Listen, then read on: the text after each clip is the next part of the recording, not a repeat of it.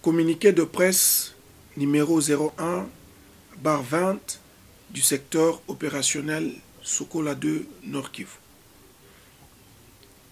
Le secteur opérationnel Sokola 2 Nord Kivu informe l'opinion locale et nationale que c'est avec regret qu'il vient de constater que le mouvement Lutte pour le changement, Lucha en sigle, section Nyamilima, vient de se muer en un groupe armé et mène désormais des opérations ensemble avec les résidus du groupe armé Mai Mai AFRC. En effet, il a été constaté que depuis le 20 janvier 2020 jusqu'au 2 mai 2020, la Lucha section Nyamilima, en connivence avec les résidus de Mai Mai AFRC, ont organisé des actions contre les forces armées de la République démocratique du Congo déployées à Nyamilima. Au cours des dites actions, le régiment 34 et 12 des forces armées de la République démocratique du Congo a perdu 2 armes de type AK-47 et 2 de ses vaillants militaires, dont les soldats de 2e classe Elisha Bin Elisha, abattu le 4 avril 2020, et l'adjudant Mukoko Shomari, abattu le 2 mai 2020 à Nyabitale. Eu égard à ce qui précède, le secteur opérationnel Sokola 2 Nord Kivu rappelle à l'opinion locale et nationale qu'il a reçu pour mission de traquer tous les groupes armés sans distinction aucune. Cela étant, le secteur opérationnel Sokola 2 Nord Kivu prend à témoin la communauté locale et nationale. Il appelle les amis de la Lucha section Nyamilima à revenir au bon sens. Et dans les cas contraires, il promet de tirer toutes les conséquences possibles par rapport à ces comportements. Fait à Goma le 4 mai 2020, le commandant du secteur opérationnel Sokola 2 Nord Kivu, ad intérim, Yamba Kabangu Willy, général des brigades. Nous sommes ici, nous vous remercions d'abord pour votre présence et nous sommes la Lucha et nous sommes ici pour faire notre mise au point par rapport au communiqué qui a été partagé hier par les FARDC ou l'opération Sokola 2.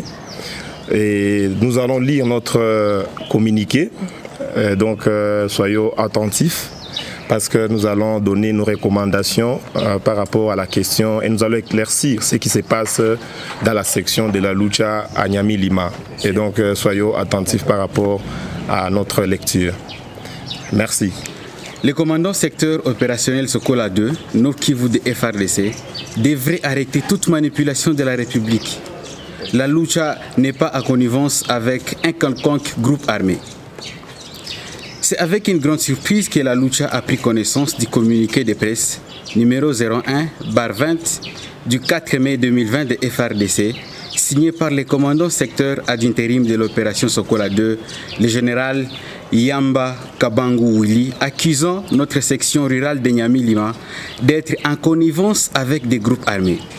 Ces accusations sont fausses et dénuées de tout fondement contre les militants de cette section qui sont victimes d'une très forte répression depuis plusieurs semaines en raison de leur mobilisation pour les droits de la population locale.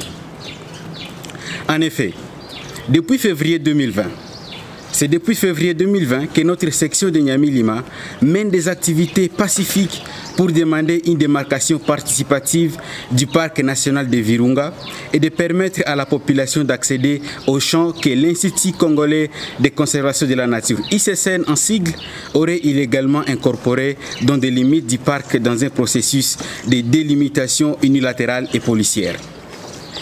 Toutes les accusations menées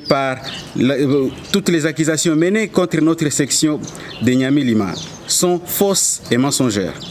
Toutes les actions menées par notre section de Niamey-Lima et auxquelles la population a largement participé ont toujours été non violentes, quoique réprimées fortement par la force de sécurité et parfois par les éco-gardes de l'ICSN.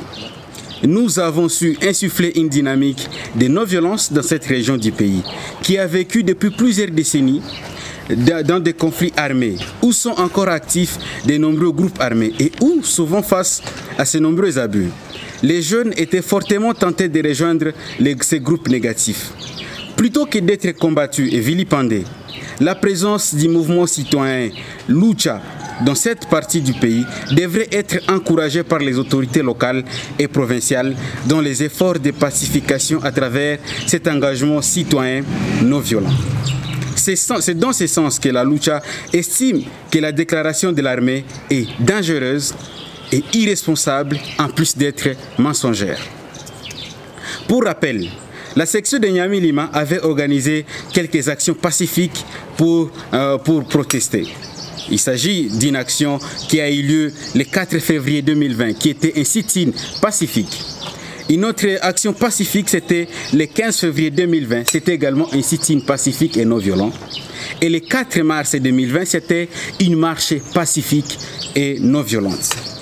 La répression dont nous sommes victimes et maintenant la campagne de désinformation qui suit semble s'inscrire dans une démarche coordonnée de certaines autorités locales, particulièrement les fonctionnaires délégués, les commandants locaux de FRDC et certains groupes au sein de l'Institut congolais de conservation de la nature, ICSN en sigle. Ces œuvres ne visent qu'à décourager toute expression, pourtant légitime, de frustration de la population au sein de la démarcation du parc national de Virunga. En effet, depuis un mois à Niamey-Lima, les militants de la Lucha sont victimes d'un harcèlement de la part du commandant des FRDC, Forces armées de la République démocratique du Congo, un certain colonel Zahir, un ancien rebelle accusé de violation des droits de l'homme et qui a intégré l'armée après brassage des groupes armés avec les forces armées de la République démocratique du Congo. Ce dernier est auteur de ces accusations et a ainsi délibérément induit en erreur sa hiérarchie à la suite de ces harcèlements. Notre collègue Delkas Mouindo s'était réfugié à la base de la MONUSCO. Il a été rendu à l'auditorat militaire et détenu depuis le 16 avril 2020 à la prison centrale de Munzeze à Goma. À ce jour, notre camarade Samson Kasereka, l'un de nos militants, et 14 membres de la population ont été arrêtés à leur domicile par les FRDC et détenus sans accès à leurs avocats ni à leur famille. Par ailleurs, le conflit entre la population riveraine et le parc national de Virunga est aussi vieux que ces derniers. La superficie du parc s'est élargie au fil du temps et cela est source d'une controverse. L'arrêté royal du 15 mai 1950, qui modifie l'ordonnance du 16 janvier 1944, constitue les textes de base sur lesquels l'ICSN fonde toutes ses prétentions territoriales. Cependant, le texte est aussi imprécis car ne donnant pas de limites identifiables sur terrain. Depuis l'année passée, l'ICSN procède à la construction d'une clôture sur des limites qui reprend à son sein les champs de la population. Cette dernière, c'est-à-dire la population, remettant en cause les limites de l'ICSN, revendique l'accès aux champs pour la récolte en ces temps critiques du Covid-19. Cette démarcation unilatérale avait été suspendue par la décision du ministre provincial de l'Environnement en attendant la participation de la population. Mais l'ICSN a refusé d'obtempérer en poursuivant la construction. Suite à l'indignation suscitée par la destruction des champs par les éco-gardes de l'Institut congolais de conservation de la nature, cette dernière a fini par autoriser la récolte avec sous strictes conditions qui rendent impossible l'exécution de la mesure. Il a notamment exigé que la population accède aux champs par une seule entrée. Il s'agit de milliers de personnes qui doivent se procurer chaque jour des jetons pour effectuer leurs activités champêtres entre 7 heures justes et 16 heures justes, dans les champs qui les appartiennent. Il est toutefois à noter que Dans la même agglomération, certains cas d'attaque contre les clôtures installées par l'ICSN ont été signalés. La lucha n'est pas liée, ni de près, ni de loin, à ces dernières attaques. Eu égard à ce qui précède, la lucha réfute toutes les accusations portées à son égard par les commandants de FARDC ad interim Sokola II, le général Yamba Kabangu Willy, et exige la suspension du colonel Zahir, accusé de violation des droits de l'homme et qui a délibérément induit sa hiérarchie en erreur en fabriquant ces accusations mensongères. 2.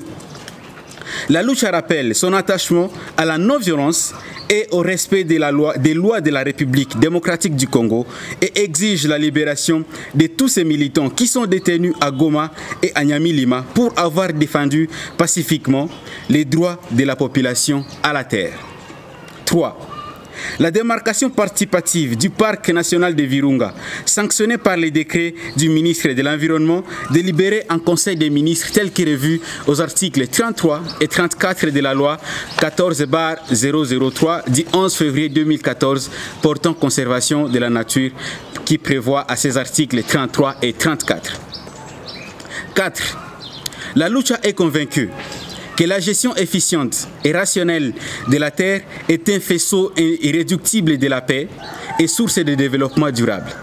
Ainsi, l'harmonisation du droit positif congolais et la mise en place des politiques publiques relatives au système foncier sur les plans économique et social doivent être une priorité du gouvernement afin de limiter ces genres de conflits récurrents dans plusieurs milieux. À Vichumbi, à Kanyabayonga, Angitse, Kiavirimu, Kiavinyonge, Nyakakoma et ainsi de suite. 5. La lucha exige l'application de la procédure d'enquête préalable à la concession afin de respecter les droits fonciers des populations locales de Nyamilima, comme partout ailleurs où les mêmes problèmes se posent. Ainsi, l'État devrait avoir en esprit que sa mission n'est pas a priori la prédation, mais celle d'apporter des solutions efficientes et durables aux diverses réclamations de la population. Les droits fonciers perdus par la population locale de Nyamilima doivent être compensés. 6. La lucha soutient les dialogues sincères entre les populations locales, l'Institut congolais de conservation de la nature et le gouvernement congolais afin de trouver les solutions idoines de sécurité de la tenue foncière inclusive dans les entités lisières des parcs, en intégrant ainsi les dynamiques coutumières dans la gestion de la terre et faire participer activement la population locale dans la gestion des parcs. La lucha réitère son attachement à la protection de la nature et considère que l'homme fait partie de cette nature et doit être protégé par-dessus tout.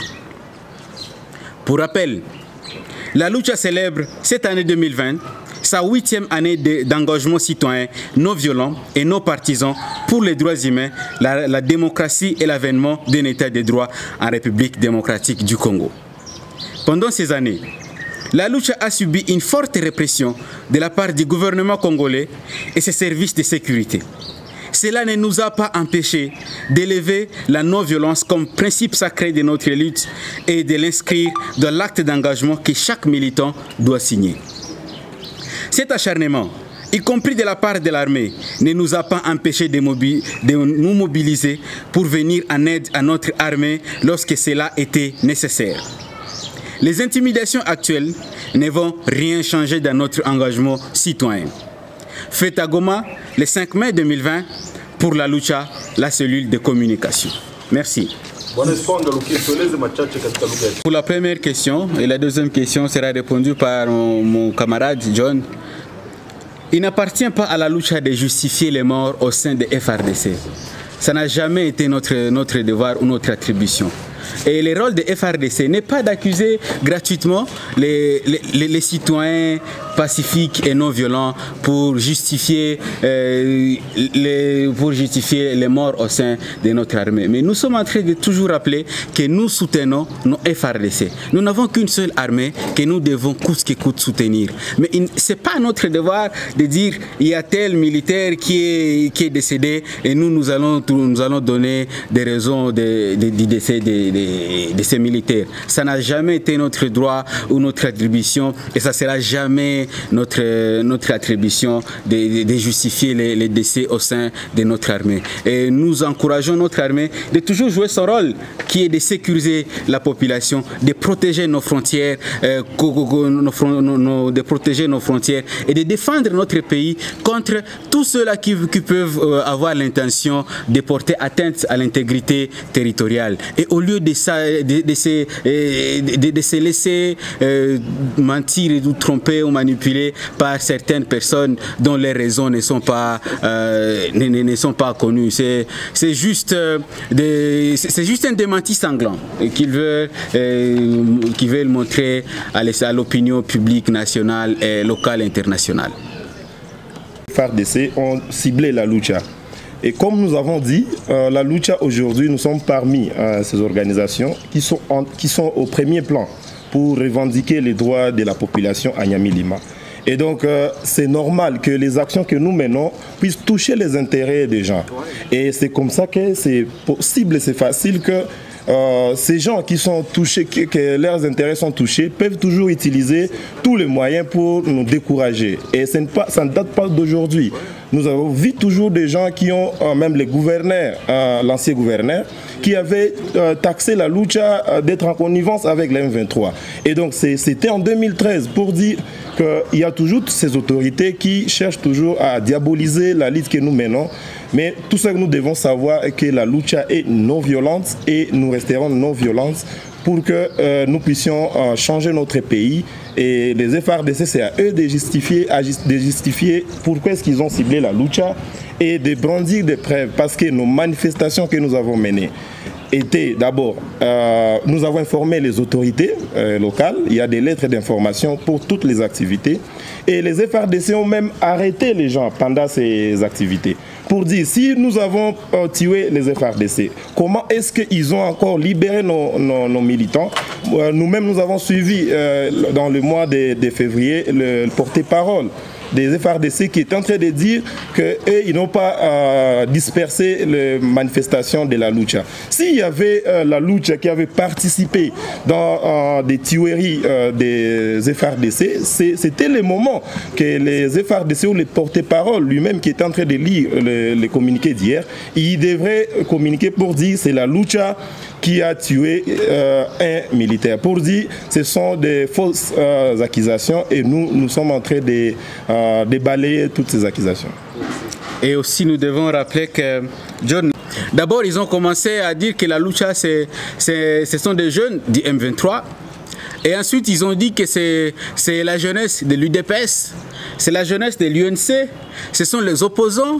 Ils ont dit que c'est une branche de la Mouka. Ils ont dit que ce sont les catholiques. Ils ont dit que la lucha c'est pour les occidentaux. Ils ont dit que la lucha c'est pour les impérialistes. Et donc, ce sont juste des démentis sanglants, c'est de la poudre de perlimpinpin que les autorités utilisent pour justifier leur incompétence. Et nous, cela ne peut pas et ne pourra jamais nous arrêter pour notre engagement citoyen. Et nous sommes engagés pour défendre les droits de nos citoyens.